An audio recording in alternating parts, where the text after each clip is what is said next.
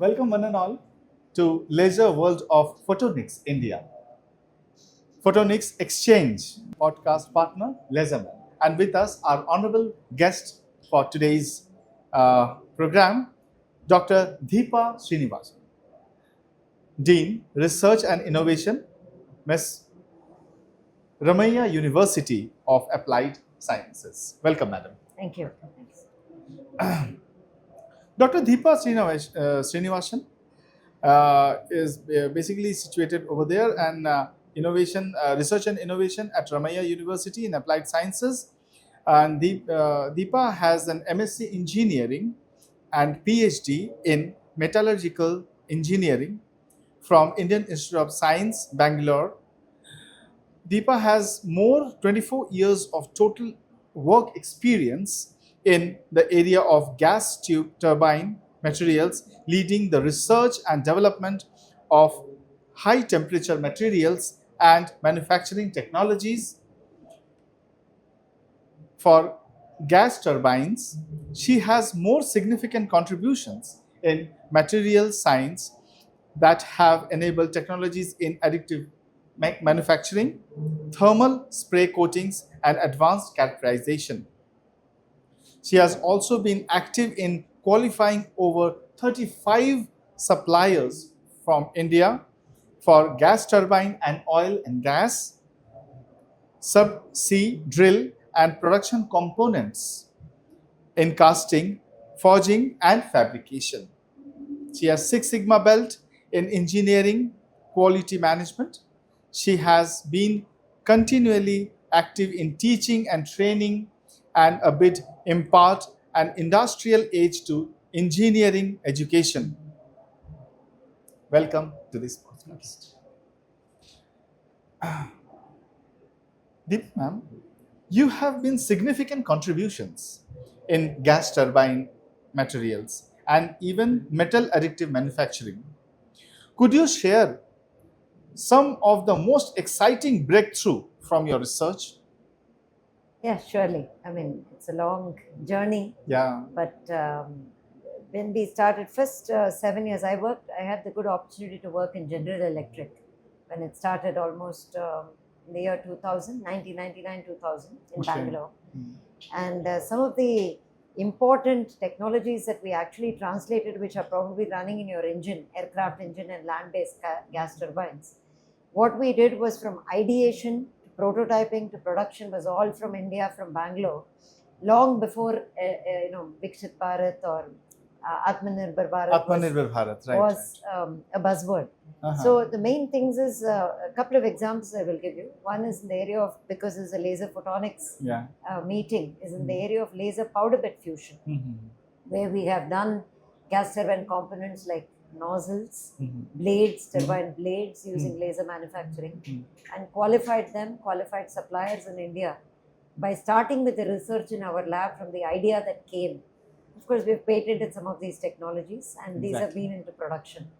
Another area is also, as you've read out in the thing, is to look at coatings. Very high temperature materials. These are all very high temperature coatings, like the paint on the wall, but these temperatures are of the order of 1500, 1600 degrees centigrade. Yeah, exactly. And some of these actually translate to space, aerospace, automobile.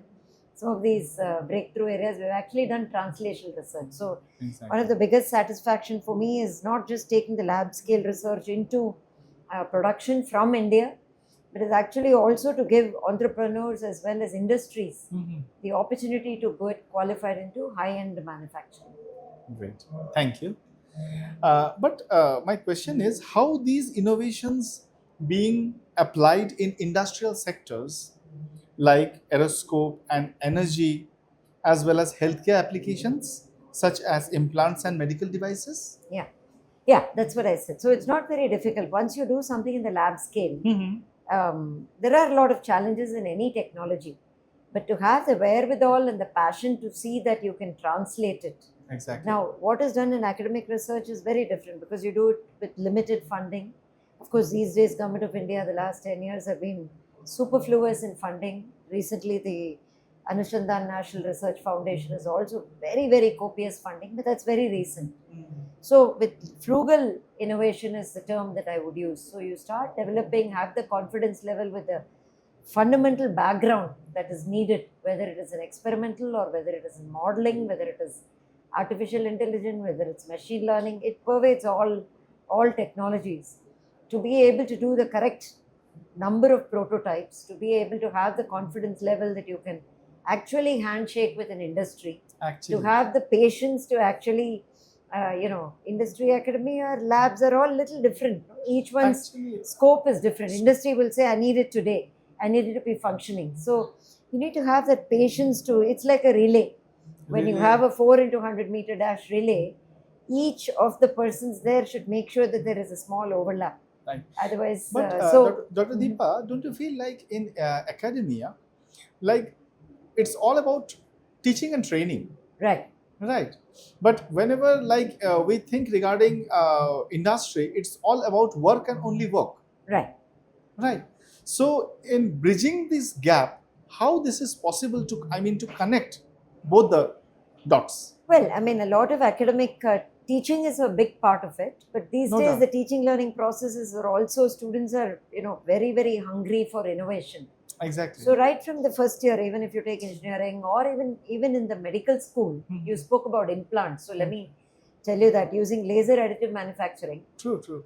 everywhere in the medical, either it's a medical sector or engineering sector, medical sciences, people are advancing to new technologies. Today, if we go to a hospital, they just look at you and screen you and say this is what is a Exactly, diagnosis. exactly. True, true, true.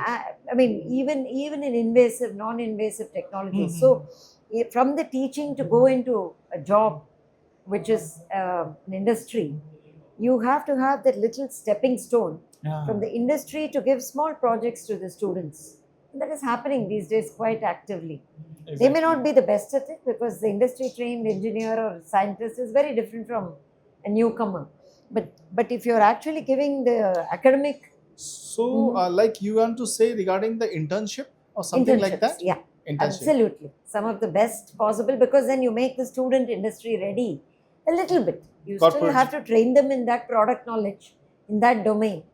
But somebody in laser is very different from somebody in the automotive, from the earth moving, Actually. from the rockets, I mean, from the space sector. So, but you're trying to bridge that gap slowly. In that way, don't you feel like the syllabus must be prepared as per the industrial norms? No, not at all. At least I'm Then, not I mean, one. I No, mean, no, just no problem. This is a pinning. I'm very, just pinning it. it's a very, yeah, it's a very touchy topic for me because I feel fundamentals have to be learned by some people who are in that age, Exactly. that Theory. time. Not everybody has to be an entrepreneur, not everybody has to be an academician. True, true, So, there is a whole Gaussian distribution, as we call it. true. Everything in life is a Gaussian distribution. True, So, true. when you're learning at that age, you need to learn that fundamentals. Mhm. The moment you go into, because there's so many industries, right? So, the moment you go into that industry, your fundamental is what is going to take you through the rest of your life. True. Anywhere there, you learn that particular. If I go to work for Ford, for example, I need to know automobile engineering. True, true. I don't always have to be taught that automobile engineering in my 4-year BE mechanical engineering. True. But if I know the thermodynamics, if I know the CAD model, if I know the calculation, differential calculations, then I can go from automobile to any industry. So, I mean, since you are an academic, I'd like to add the NEP 2020 Yeah, sure. New tells education you policy. that the engineers have to be prepared for the industry. Yeah. But not some of them are academics like you and me, which means we need to learn the fundamentals in those 4 years. True. Then we can always go and pick it up. Definitely, So- definitely. Great. How do you ensure that faculty and research scholars receive the right support, mentorship, and resources to pursue high impact applied research? It's a beautiful question, and I love that. So yeah, so I think in any academic organization, the what can I say? The onus is on the organization to provide the ecosystem. Actually. Absolutely. So some of the initiatives are seed grants, small amounts of funding to do a proof of concept of your idea. It can be experimental, it can be theoretical, it can be computational, in any branch of across different fields. It can be social sciences, it can be biotechnology, it can be, anything. So the ecosystem can facilitate little bits of funding and have eclectic, brainwave brainstorming sessions amongst like-minded people, interdisciplinary people, to actually, in a like this, sitting next to you, Exactly. just exactly. over a cup of coffee and inculcate questioning, curiosity, Curiosity. not be behind numbers in the bandwagon. Then the third and most important thing is resources. Resource. You need to have resources for research, because research is not, it is a cost center. Actually. It is not a profit making. The investment you make today will be reaped only after several years in terms of publications, in terms of patents, in Exactly. terms of students. And the last and most, you mentioned scholars. Scholars have to be empowered, because it's a beautiful young mind. Yeah. Scholars have to be empowered to be passionate about their research, because their faculty members rely on the scholars to actually, they're like pollination. Yeah. The yeah. students actually. and scholars are only going to speak of the alma mater. True. True. So these are the four very important, if you like, metrics Exactly. to actually make research as a self-propagating thing for faculty and scholars. Exactly. And in that way, like how to inculcate interest amongst scholars? Yeah. That is That's also a very- big question, you know. Yes, absolutely. I think the ecosystem should provide that interest. Actually. Yeah. Actually. And of course, many people come with their own interest. Uh-huh. The main, all of the scholars come saying, I want to do this topic or that topic. The important part of the faculty or the supervisor or the organization is to channel them. Otherwise they will disperse. True. So you will not have focused. Only if you sow a seed in a place, it can develop roots and it can grow and bear fruit. Sorry to use that analogy, it may seem very simple. So the scholars have to be given that particular guidance to say that be focused, go to the next objective, so that the overall thesis is not a compilation of one-page short stories. True, true, true. And to be honest, there's not much of a big difference between a master's and a PhD. But what you learn in the PhD is passion, perseverance, to stay for 3 or 4 years in a project, in a particular area, and to develop the breadth and the depth. Depth is very important. So analytics, you learn how to not just do a number of experiments, you learn to analyze it, which means you have to go back and read the papers, you have to read books, solve problems, and then at the end of it, you're a beautiful, the outcome is beautiful. Beautiful. Right. And actually, at last, you can feel that happiness. Yes, absolutely. True. With this, the next question, what are the biggest challenges you faced in scaling research and development outputs into commercially viable technologies, and how can academia industry partnerships help bridge the gap? Well, it's $1 million question, the latter part, but I'll tell you how I succeeded is to be able to. Please. Mantra is collaboration. Collaboration. During True. collaboration, it's like a beautiful marriage. It's like having 5-6 spouses. Obviously, it's not even possible. But to trust, to have complementary skills. That is the main thing. So if I have a skill in something, let's say I'm from the industry and you are an academic, I'll know what I am coming to you because you'll be able to solve some key research problems, which me being in industry, I don't have the bandwidth, the time or the resources. So I know you're going to do a particular thing which is invaluable for the industry. Likewise, you are being given an opportunity from an industry to work on a cutting edge problem. So it's a win-win. Who is the best beneficiary for both of us, who is mutual, that is a student or a young colleague or somebody. That person can get a job in the industry, can also work on some exciting stuff. Exactly. The next thing to bridge is to trust. Because typically in the industry academia relationship, everybody thinks they're on 2 rails of a train, let's say. But the train can only go if both the sleepers are at a particular distance in the meter gauge train or a broad gauge train. So I found the sweet spot, and of course, not all collaborations are successful. So when you try some and you feel, the other set of people are not in the band length, then you say goodbye with. So not everything is success, and the challenges that we face are to identify. That's what. When I have a problem which is of interest, I solicit MTech students from the university. Let's say I'm now wearing the industry hat. I'll wear the university hat in a moment. And then I know that the MTech project is time bound, 7 months, 6 months, in a 1 year, because you have to write and you will not have resources all the time to do your experiments. But what I do in parallel is, as an industry expert, guide that student. So that way, my problem from the industry is solved by the end of his thesis. Exactly. I'm already marching ahead, assuming it will be solved.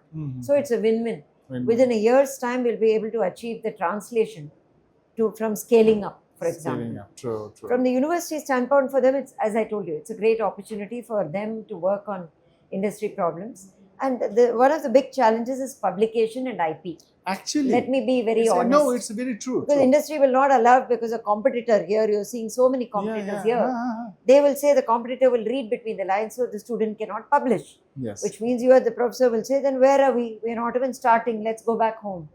The second important and this is the problem, reality. That's the reality.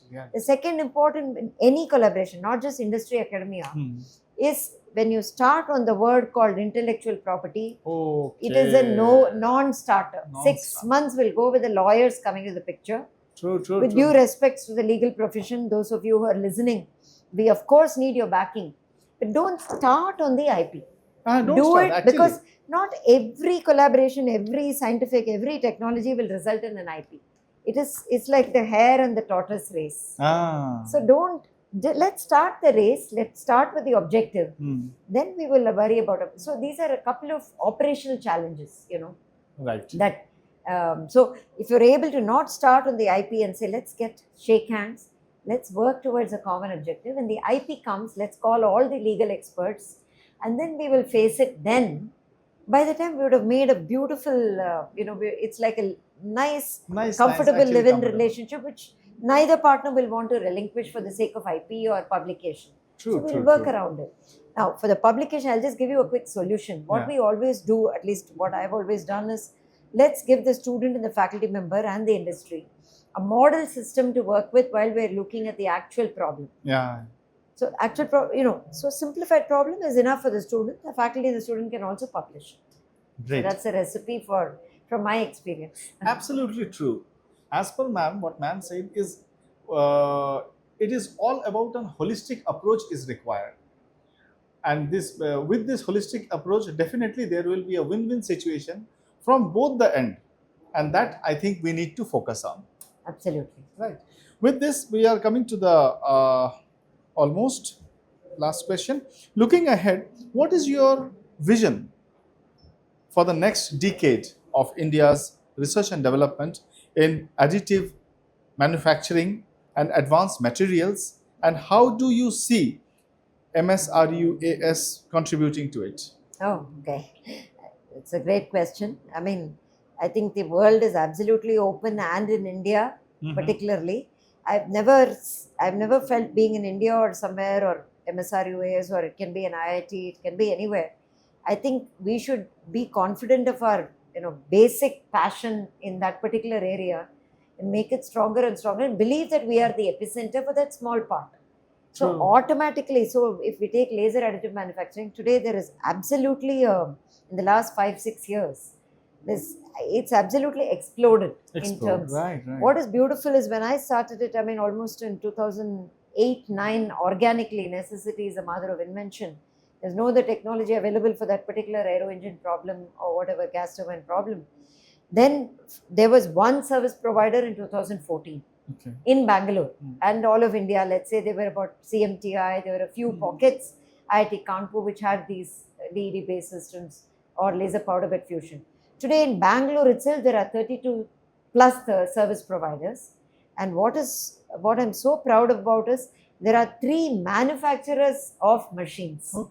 Not too far from here, just about 5 kilometers from here, in Bangalore itself. So that is the kind of growth that it has seen.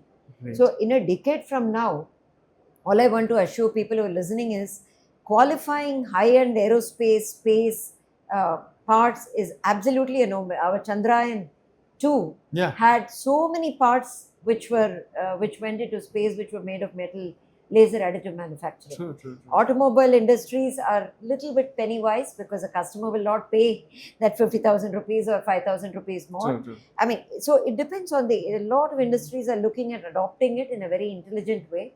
So it's absolutely going to grow exponentially. And what's more, I mean, hopefully we will export a lot of these and we will be the epicenter. Now, as far as MSRUA's research, in this particular area, it's not huge. I mean, there are other areas where it's more exactly. medical sciences Medical science. driven. And what we are hoping is laser additive can provide the clinicians and the patients like us Exactly. a lot of beautiful solutions. I'll give you a quick example. Yeah. How research, since you mentioned MSRUS, how the medical fraternity now, pacemakers, implants, Exactly. medical devices, surgical aids, Surgical a instruments. complex surgery which in a neonatal or a very complex bypass where it is at the back of your arteries, at the back of your heart.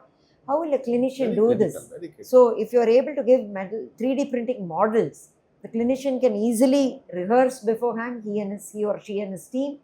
When you're on the surgery, first of all, the surgery is very successful.